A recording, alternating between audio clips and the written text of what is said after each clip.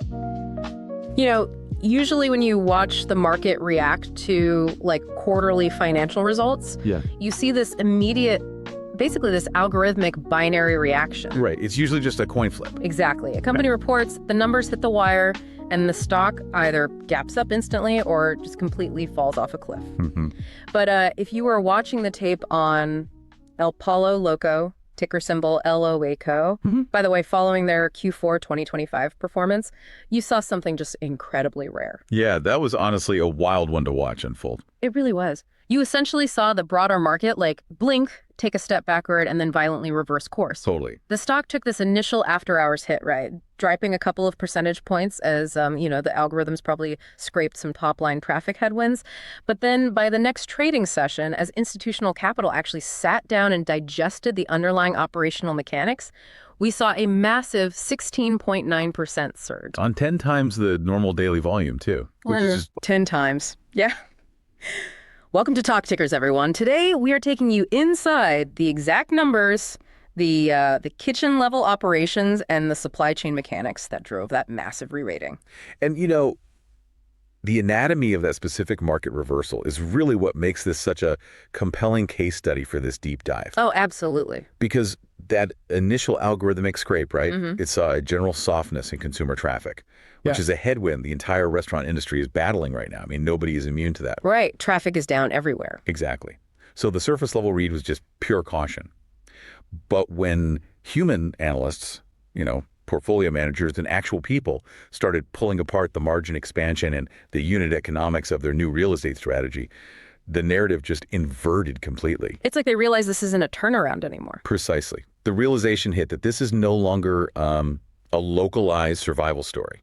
It is a highly disciplined turnaround that has basically achieved escape velocity and is moving into this incredibly structured growth phase. So let's just bypass the fluff entirely and go straight into the raw output that forced that whole reevaluation. Let's do it. If you isolate the bottom line, adjusted EPS came in at 25 cents, which just blew past the 21-cent consensus. Yeah, a massive beat. We are looking at, a 19 to 21% beat, depending on the vendor modeling you use. And then on a GAAP basis, they posted 22 cents versus 20 cents year over year. Mm-hmm. And the top line supported that too. Right. Revenue hit $123.5 million, beating the street consensus of $122.6 million.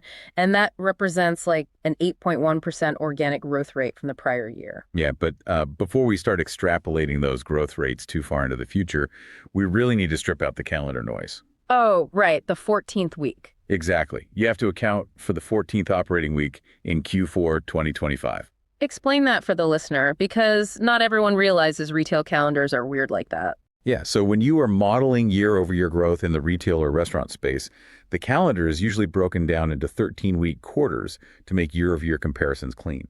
But every 5 or 6 years, just because of how the calendar math works out, you get a quarter with an extra week. Right, a 53-week year. Exactly. So an extra week of operations will heavily skew your top-line projections if you don't isolate it. That specific 14th week added exactly $5.3 million in company-operated revenue. Wow. And it flowed roughly $770,000 down to adjusted EBITDA.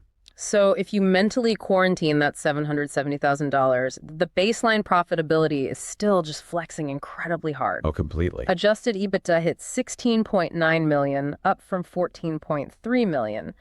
But the metric that dictates the long-term viability of this brand, the number that I suspect actually triggered that massive institutional buying, is the restaurant contribution margin. Yes. The margin story here is huge. It expanded to 17.5%. That is an 80 basis point expansion from the 16.7% they posted last year. Which is just wild in this macro environment. Right, because in an environment where labor and forward costs are structurally elevated, extending your core operating margin by almost a full percentage point is a massive operational flex. It really proved the revenue growth is highly accretive. I mean, margin expansion is the ultimate validator of a turnaround. Definitely. You can always buy top-line revenue. You can do it through aggressive discounting or like massive marketing spend. But if your margins are compressing while you do that, you are just accelerating your own demise. You're just paying for empty calories. Exactly. Yeah. Expanding margins while growing the top line indicates real structural efficiency.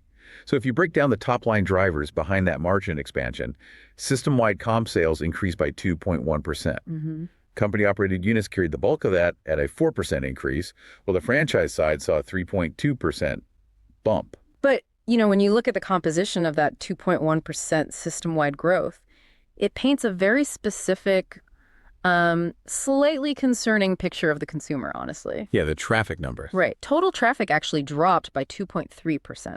The entire top-line beat was carried by a 2.7% increase in the average check size, which was fueled by an effective price increase of 3.2%. Yeah. They essentially raised prices by 3.2%, drove away 2.3% of their foot traffic, and banked the spread.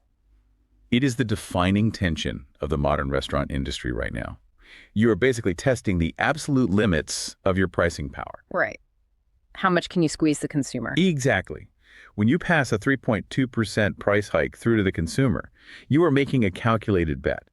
You're betting that your core customer base will absorb the premium and that the incremental revenue generated will, outpace the revenue loss from the highly price-sensitive consumers who churn out of the system. The ones who just say, nope, too expensive, I'm going to McDonald's. Yeah. Or, well, McDonald's is expensive too now, so maybe they go to the grocery store. Right. The grocery store is the ultimate trade down. Yeah. But the math worked perfectly for Lowe's show in Q4. The spread was positive.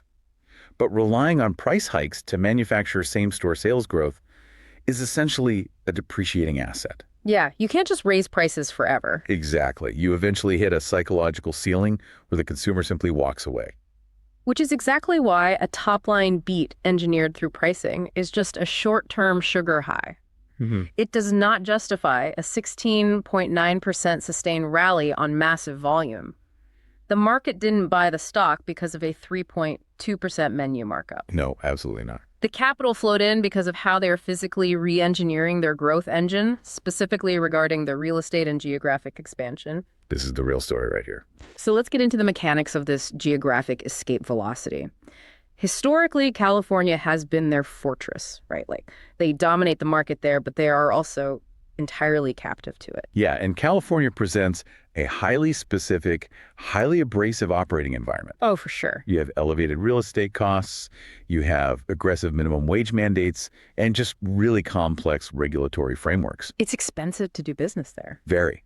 So dominating that market provides a massive revenue base, but it caps your operational leverage. The 2025 execution shows a definitive break from that confinement, though. Right. Out of the 9 new restaurants opened, 6 were explicitly placed outside of California. They established these new beachheads in Washington State and New Mexico. And the 2026 guidance accelerates that pivot aggressively. Yeah, they are modeling 18 to 20 new units, and only 3 to 4 of those will be company-owned capital expenditures. The remaining 15 to 16 are purely franchise-driven, and the overwhelming majority of that pipeline is targeted out of state. Right. Yeah. But, drawing circles on a map in Texas or Colorado doesn't mean you automatically generate returns. The real driver here is their reliance on a second-generation real estate strategy. Okay, let's unpack this, because this is fascinating. Yeah, the second-generation strategy is the mechanism that fundamentally alters the cash-on-cash return profile for the franchisee. Because instead of identifying a raw parcel of land, navigating local zoning boards, pouring concrete, running utilities, and building a structure from scratch. Which takes forever and costs a fortune. Exactly. Instead of all that, you are acquiring the distressed or abandoned physical shell of a failed competitor. But I have to challenge the viability of doing this at scale, Art. Okay, let's hear it. Because if you are a massive, high-volume QSR quick service restaurant, your operational flow is highly, highly specific. Sure. Your drive-through stacking needs, your specific ventilation for the cook line, your walk-in cooler dimensions, these are usually rigid constraints. Right. If the strategy is just buying the discarded physical chassis of a failed burger joint or like a defunct bank branch, how do you drop a highly specific fire-grilled chicken operation into that box without completely destroying your kitchen efficiency? I mean, if retrofitting was a seamless path to high margins, every major player in the space would be entirely reliant on it. That's a great point. But they aren't doing it seamlessly just by magic. They are doing it because their specific culinary architecture allows for structural modularity. Okay, what do you mean by modularity? Think about a traditional burger or fried chicken chain, right? Their physical footprint requires massive heavy-duty fryer banks. They need massive grease interceptors and highly specific hood ventilation systems that basically dictate the entire flow of the building. Right. The building is built around the fryers. Exactly. But El Pollo Loco's central physical asset is the fire grill. That's it. If the second-generation site has adequate ventilation capacity to support the grill, the rest of the cold prep stations in the assembly line can be modularly contoured to fit whatever irregular square footage they have. Ah, I see. So the grill is the anchor, and the rest of the kitchen acts like fluid, basically filling the available space. Precisely. That architectural flexibility is what allows them to target highly unconventional sites that other brands just have to pass on. Wow. The prime example is the Dallas location they recently brought online. They secured a former RV park site. Wait, an RV park? Like for campers? Yes, Yeah. an old RV site. That is not a traditional retail footprint by any stretch. But because they could adapt their modular kitchen flow to the existing infrastructure, they executed a fully operational high-volume build-out for just $1.4 million. Oh, $1.4 million build for a modern unit with a drive-through is absurdly low. It's basically unheard of right now. If you are doing a ground-up dirt build for a standard national drive-through concept today, you are easily pushing 2.2 to 2.8 million, depending on local contractor rates. Oh, at least. And this is exactly where the franchise economics become incredibly compelling. You anchor the initial capital expenditure in that low to mid 1 million range. Right. But the out-of-state units they have been opening since 2024 are generating AUVs, average unit volumes, north of $2 million. Let's run that math for the listener, because that is the exact calculation driving this massive franchise pipeline. Yeah, let's do that. So you deploy 1.4 million in upfront capital. Mm-hmm. The unit kicks off 2 million in top-line revenue annually. If you apply their 17.5% restaurant-level margin to that 2 million, you are throwing off roughly $350,000 in raw operating profit per year. Right. Which means your cash-on-cash payback period compresses from the industry standard of, 7 or 8 years? Yeah, usually around there. Down to roughly 4 years. A sub-4-year payback period on a physical retail asset completely de-risks the investment for massive multi-unit franchise groups. It's a no-brainer for them. Exactly. When institutional franchisees see an ROIC profile like that, they don't buy just one unit. They sign development agreements for entire territories. Right. They want to lock down the whole state. And the demand they are seeing in these new territories proves the viability of the product outside of its legacy California base. Oh, the demand metrics. Mhm. Let's talk about the demand metrics coming out of Washington State, because they are borderline irrational. The Kent location, right? Yes. The opening of the Kent, Washington location essentially broke their local supply chain. It was wild. The throughput demand was so aggressive, they literally had to collapse their operating hours and shut the doors early just to preserve their raw chicken inventory. They physically ran out of birds. They did. They had to hard stop all integration with third-party aggregators, no DoorDash, no Uber Eats, because the physical line of human beings standing in the restaurant was completely overwhelming the kitchen capacity. And, running out of product is usually a catastrophic operational failure in a mature market. Right, it's a disaster. But in a new market launch, it is the ultimate validation of product market fit.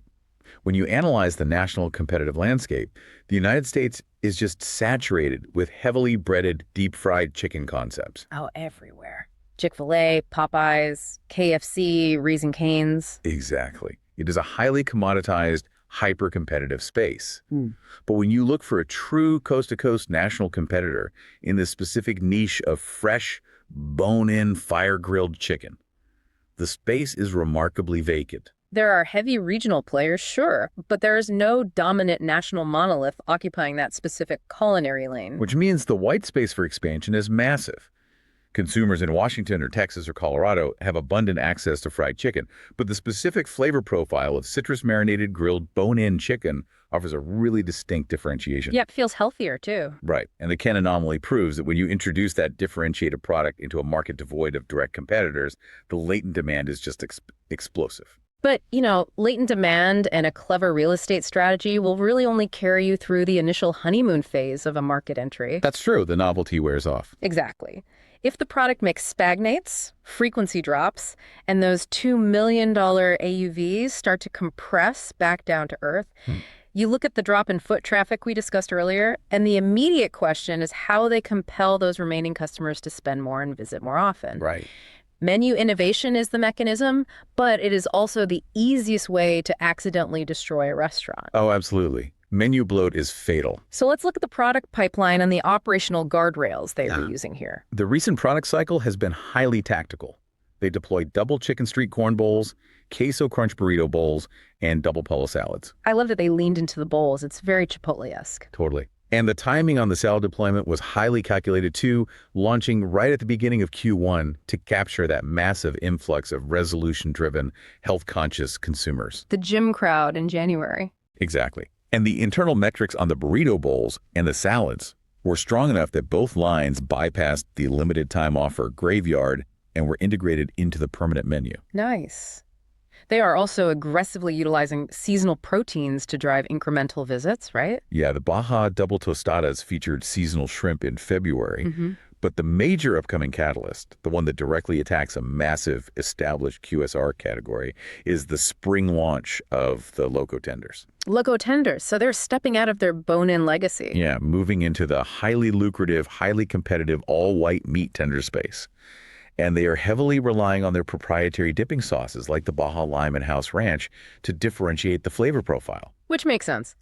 But the tender category drives massive volume, particularly with younger demographics, but the actual margin profile of a tender is often tighter than bone-in chicken because of the processing required, right? Yes, the unit economics on tenders can be tricky, but the margin unlock will likely come from the beverage attach rates. Ah, beverages.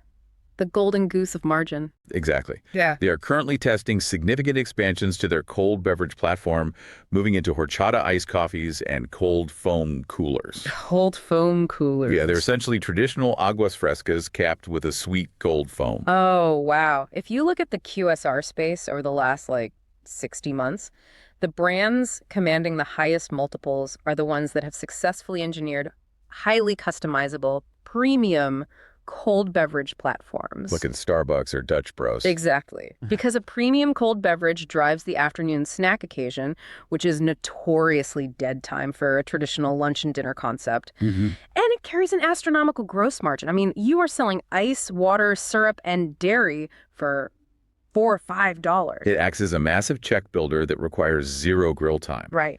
But while the new product development is solid, the most efficient revenue driver they executed this quarter required absolutely no R&D capital at all. Oh, the protein menu. Yes. Yeah. Their original protein bar marketing campaign was a complete masterclass in repositioning existing assets. It was brilliant. They looked at the cultural macro trend, the absolute obsession with high-protein diets right now, particularly among that 25 to 34 demographic. Everyone wants 20 grams of protein per meal. Exactly. And instead of spending millions to formulate a new synthetic protein product, they just audited their existing menu. Yep. They grouped every existing item that naturally contained 20 grams of protein or more into a curated protein menu. And the visual branding was hilarious. It was a literal piece of bone-in chicken wrapped in a foil protein bar wrapper. The operational leverage of that campaign is staggering when you really think about it. Oh, it's infinite leverage. Think about what it takes to launch a fundamentally new menu item. You have to source new raw ingredients, negotiate new vendor contracts, integrate new SKUs into your supply chain, rewrite your localized prep manuals, retrain your entire kitchen staff, and recalibrate your point of sale system. It's a nightmare for operators. The protein menu campaign required none of that. It utilized the exact same supply chain, the exact same prep flow, and the exact same grill times. Wow. It was a pure psychological overlay designed to capture a younger, fitness-oriented consumer by reframing a 50-year-old culinary process. And capturing that 25 to 34 age bracket is really the existential imperative for a legacy brand like this. You have to age down your customer base. If your core demographic continues to age out and you don't backfill with younger cohorts, your long-term terminal value essentially approaches zero. Exactly. But if we pull back and look at the aggregate menu for a second, bowls, salads, seasonal shrimp, upcoming tenders, test market grilled sandwiches, and cold foam beverages, you have to picture the operational chaos. It's like a lot. How does a physical kitchen not completely implode at 12:30 p.m. on a Tuesday? Because kitchens are ecosystems of highly choreographed movement. Every new menu item introduces a new variable that disrupts that movement and destroys unit-level speed. Menu bloat is the silent killer of QSR turnarounds. It really is. You layer on new items to drive the top line, but the complexity slows down the drive-through Order accuracy plummets, labor costs spike as prep times increase, and then the customer churns out because they waited 20 minutes for a chicken bowl. Right. But management is highly cognizant of this friction point, which is why they have institutionalized a stage gate kitchen defense protocol. A stage gate. That implies a physical or procedural barrier. How does this actually function in a live restaurant environment? So it operates as a strict empirical vetting process. Before a new culinary concept is ever introduced to a franchisee's kitchen, it must survive a gauntlet of time and motion studies. Like guys with stopwatches? Literally.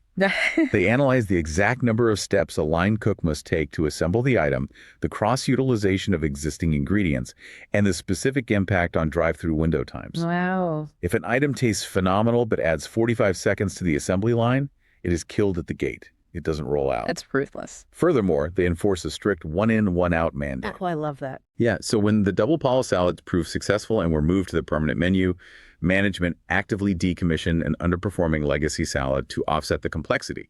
You maintain a strict quota on the number of active SKUs on the line. And they established dedicated corporate infrastructure to enforce this too, right? Yes. They stood up an ops services team led by Rick Pepper, whose explicit mandate is to operate as the friction point between the culinary dreamers who want to build complex, beautiful food and the operators who need to push cars through a drive-through in under 3 minutes. You need that healthy tension. You do. They also brought a central culinary kitchen online at their headquarters, ensuring that all the iterative, messy trial and error of product development is isolated in a corporate lab, not bleeding into the P&L of an active restaurant. Which seamlessly bridges into the most critical analysis of this entire earnings report. The margins. You can have brilliant real estate economics, you can have explosive out-of-state demand, and you can have a perfectly balanced menu. But if the macroeconomic inputs, specifically labor and commodities, overwhelm your cost structure, the turnaround fails. Yeah, let's confront the inflation reality head on. Because the management team wasn't hiding from the macro headwinds, they explicitly modeled them into their 2026 guidance. Right, they were very transparent about it. They are projecting system-wide wage inflation of 2% to 3%. The labor market remains incredibly tight, particularly in the service sector.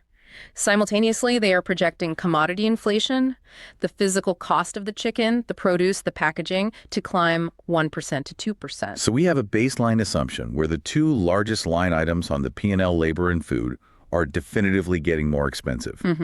Yet, the official 2026 guidance projects that the restaurant-level operating margin will actually expand to a range of 18% to 18.5%. Walk me through the mechanics of that, because on the surface, that looks like a mathematical impossibility. It does seem counterintuitive. If your inputs are getting more expensive, how are you projecting a massive expansion in your profit margin without relying on aggressive demand-destroying price hikes? The margin expansion is being manufactured through a massive structural overhaul of their supply chain logistics, specifically an initiative they call supplier prep.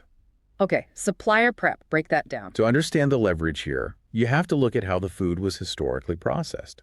For decades, massive amounts of raw prep work, the physical chopping of produce, the manual mixing of complex marinades, the portioning of raw chicken were executed by hourly employees in the back of house of every individual restaurant. Right. You essentially had hundreds of localized, highly inefficient prep kitchens operating simultaneously across the country. Exactly.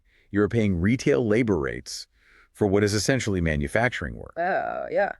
The Supplier Prep Initiative systematically extracts that labor-intensive prep work from the unit level and pushes it upstream to massive centralized supplier facilities. So the supplier does the chopping. Exactly. Instead of a local prep cook spending 4 hours manually slicing vegetables and mixing marinades in the back of the store, the supplier executes that work at an industrial scale. The ingredients arrive at the restaurant's loading dock, pre-marinated, pre-portioned, and immediately ready for the grill line. But wait, if you push the prep to the supplier is obviously going to charge a premium for that value add. You are increasing your raw commodity cost. You are absolutely increasing your commodity cost. But the mathematical trade-off is massively asymmetrical in the restaurant's favor. How so? You might pay a 4% premium on the wholesale cost of the pre-marinated chicken, right? But by eliminating the localized prep requirement, you permanently strip 15 or 20 hours of localized labor out of the weekly schedule at $20 an hour. Ah. You are substituting highly volatile, expensive retail labor with highly efficient centralized manufacturing labor. And that structural substitution directly offsets the 2% to 3% wage inflation shitting the remaining hours on the schedule. Exactly. The math works beautifully. We can actually see the immediate financial flow-through of this initiative in the Q4 cost structure, too. Labor costs plummeted by a massive 90 basis points, dropping to 31.5% of sales. Which is an enormous efficiency gain in a single quarter. It's massive. And food and paper costs also dropped by 70 basis points to 24.4%, aided by a brief window of Q4 commodity deflation and the pricing power we discussed earlier. Though it is important to note that the efficiency gains weren't uniform across the board. Right, occupancy. Occupancy and other operating expenses actually expanded by 80 basis points, climbing to 26.6%. Which usually freaks investors out. It does, but when you audit that specific line item, the expansion wasn't driven by inefficient operations. A significant portion was driven by proactive capital investments, specifically the software licensing fees for their new cloud-based point-of-sale architecture and the rollout of self-order kiosks, alongside the broader structural realities of rising commercial rent and liability insurance premiums. Right, everyone is paying more for insurance right now. The critical takeaway, though, is that the massive compression in labor and food costs completely absorbed the higher occupancy costs and still delivered aggressive net margin expansion. It's just a phenomenal operational pivot. And this internal operational control gave management the confidence to execute what I consider the ultimate flex of this earnings cycle. The guidance. The multi-year guidance. In a macro environment characterized by extreme consumer volatility, where the Federal Reserve's rate path is ambiguous and discretionary spending is under immense pressure, most management teams are refusing to offer guidance past the current quarter. Yeah, they're terrified. They just hide behind the macro uncertainty. Exactly. But this management team stepped up and issued a highly specific multi-year guidance framework extending through 2027 and 2028. Issuing a multi-year framework in the current consumer discretionary sector requires immense internal conviction. They outlined 3 specific pillars for 2027 and 2028. Low single-digit system, comparable sales growth, mid-single-digit unit growth, and high single-digit adjusted EBITDA growth. Let's dissect the signaling behind those specific metrics. Yeah. Because projecting low single-digit comp growth is a masterclass in expectation management. Underpromise and overdeliver. Exactly. They are explicitly telling the street that they are not modeling massive, unsustainable surges in foot traffic. They are projecting rational baseline organic growth. And then projecting mid-single-digit unit growth indicates a highly disciplined approach to capital deployment. They are not going to aggressively overbuild and outrun their supply chain logistics just to hit some arbitrary unit count. Right, no hypergrowth traps. But the critical metric, the one that drives the valuation multiple, is the high single-digit EBITDA growth. The structural relationship between those 3 numbers is the entire investment thesis for this stock. Elaborate on that. If you are projecting EBITDA to grow at a significantly faster rate than your top-line sales and your physical unit count, you are mathematically guaranteeing ongoing margin expansion. Right. You are signaling to institutional capital that initiatives like the Supplier Prep Program and the Stage-Gate Kitchen Defense are not temporary one-off boosts. They're compounding structural advantages. This multi-year framework officially declares the volatile turnaround phase complete and reclassifies the company as a predictable, high-margin cash flow engine. And, when you transition a legacy brand into a high-margin cash flow engine, the immediate capital markets question becomes, how are you going to allocate the cash? Capital allocation is everything at this stage. So let's transition into the broader financial context and evaluate the balance sheet and their capital deployment strategy. The current state of the balance sheet gives them immense strategic optionality. They have ruthlessly prioritized debt reduction, grinding their outstanding obligations down to a mere $46 million post-quarter. $46 million? For a publicly traded entity generating their level of annual EBITDA, a $46 million debt load is essentially a rounding error. They operate with almost zero structural leverage risk. Which frees up massive amounts of free cash flow to be redeployed into the system. They are forecasting aggressive capital expenditures for 2026, targeting a range of $37 million to $40 million. And if you audit where that capital is flowing, it is highly targeted at unit-level returns. They are funding 25 to 35 comprehensive remodels of company-owned locations. And remodels pay off. They really do. The internal data clearly demonstrates that a modernized aesthetic generates a mid-single-digit lift in baseline sales.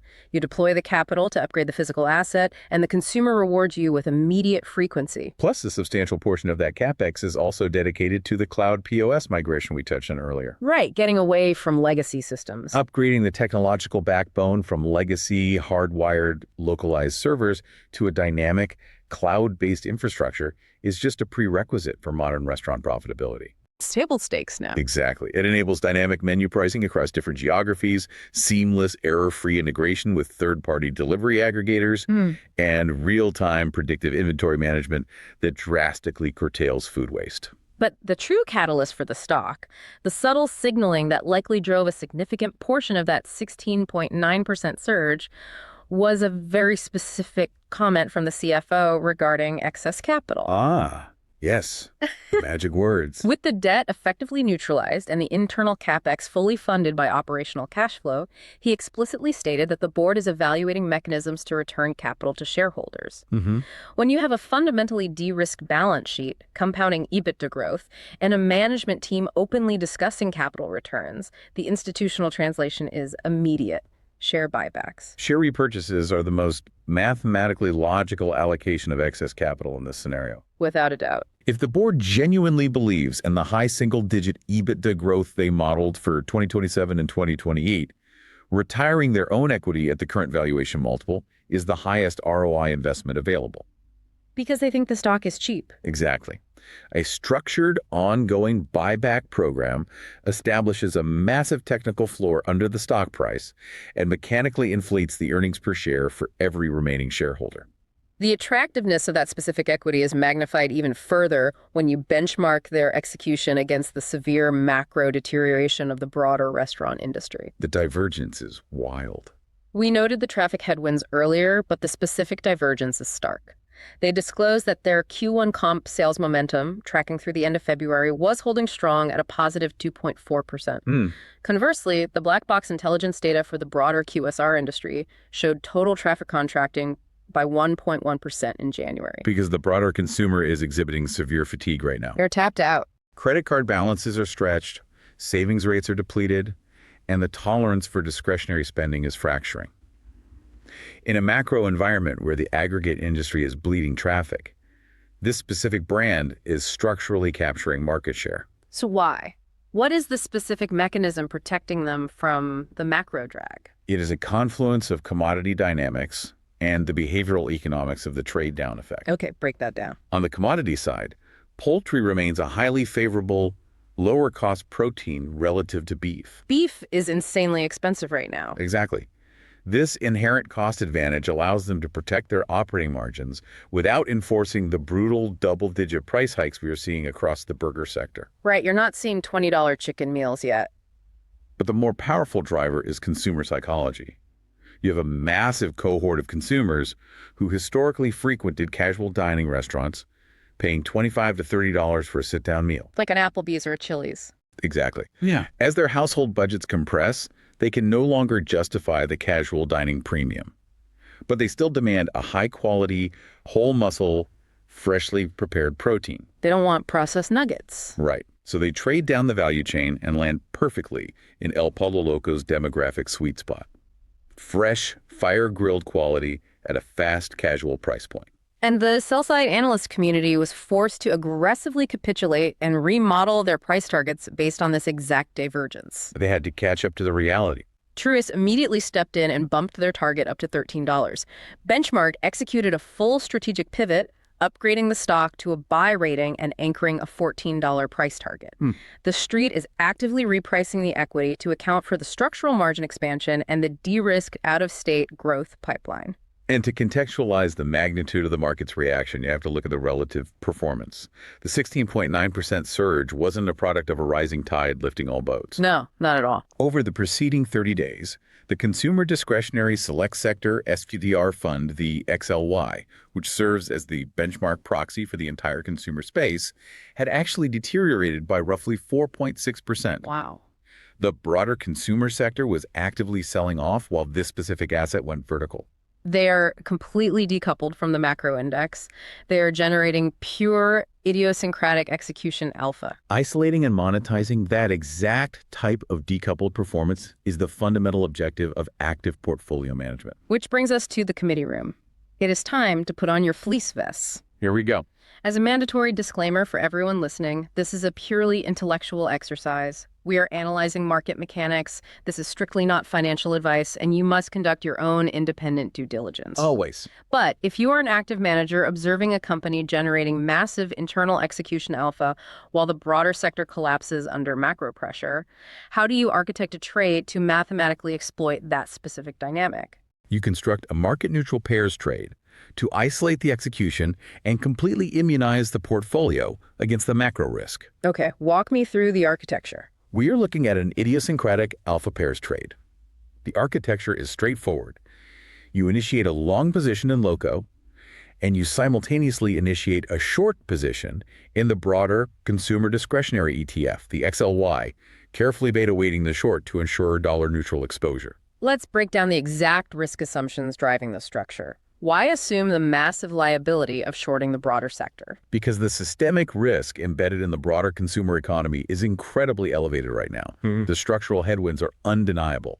Auto loan delinquencies are spiking, revolving consumer credit is maxed out, and the aggregate consumer is actively retrenching. People are pulling back hard.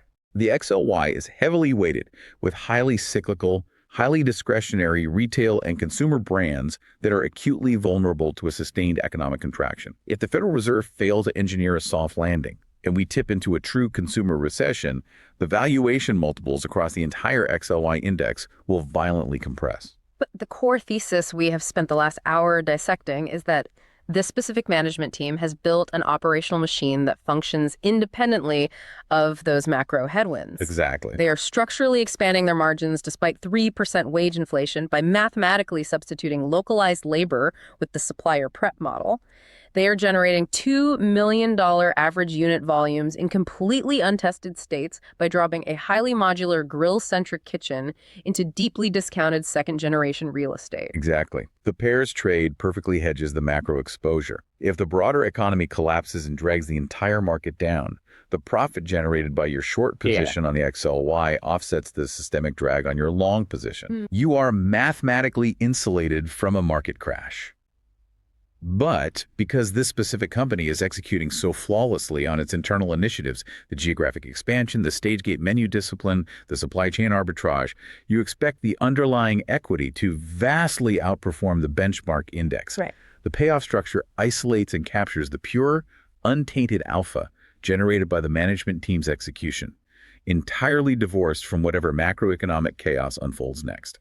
It is an elegant structural bet. You are essentially wagering that the management team's ability to extract labor hours from the supply chain and scale fire-grilled chicken in Washington state will mathematically outpace the aggregate performance of the entire consumer discretionary economy. Based on the highly disciplined financial architecture they unveiled in this Q4 report, the probability of that outcome is highly compelling. To synthesize the core thesis we have unpacked today, we are observing a brand that has definitively closed the chapter on a localized, margin-compressed survival phase. This is a new era for them. They have engineered a highly disciplined, high ROIC growth vehicle with massive, untapped national white space, underwritten by a fortress balance sheet and a ruthless, mathematically driven operational defense system. It perfectly illustrates how relentless, granular operational discipline at the kitchen and supply chain level eventually manifests as massive equity value creation in the capital markets. Now, before we conclude, I want to leave you with a final, highly provocative thought experiment. Oh, I like these. Something that was merely a footnote in the commentary today, but could completely redefine the terminal valuation of this entire enterprise. Management explicitly highlighted their ongoing investments in technology, specifically noting the integration of a new chief technology officer, Vaneem Parisher. Yes, the tech pivot. They noted his extensive pedigree with massive tech-forward organizations and his specific mandate to deploy artificial intelligence to drive unit-level efficiency. Think about the mechanical leverage here. It's massive. If they are already successfully utilizing crude supply chain arbitrage to physically push prep work out of the restaurants and expand margins, what happens when Vaneem and his team deploy advanced machine learning-driven predictive models? The margins could go parabolic. Exactly.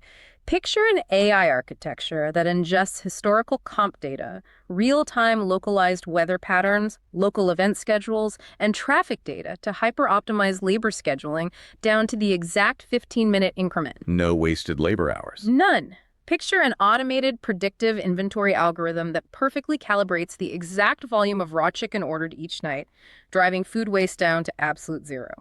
If they deploy that level of technological sophistication and permanently drive their restaurant-level labor and food costs down to a point where operating margins cross the 20% threshold, the entire narrative changes. It fundamentally alters the multiple. If they crack that AI efficiency code, they cease to be just a successful regional chicken turnaround. They instantly transform into the ultimate, highly coveted acquisition target. Without a doubt. Every massive, multi-brand, global restaurant conglomerate is desperately hunting for a highly profitable, infinitely scalable, tech-enabled protein brand to plug into their global empire. If this management team successfully builds that machine, the end game isn't just steady EBITDA growth. The end game is a massive premium bite-out. Think about it. It's a fascinating prospect. Thank you so much for joining us on this deep dive. We appreciate your time, your intellectual curiosity, and your focus. We will see you next time.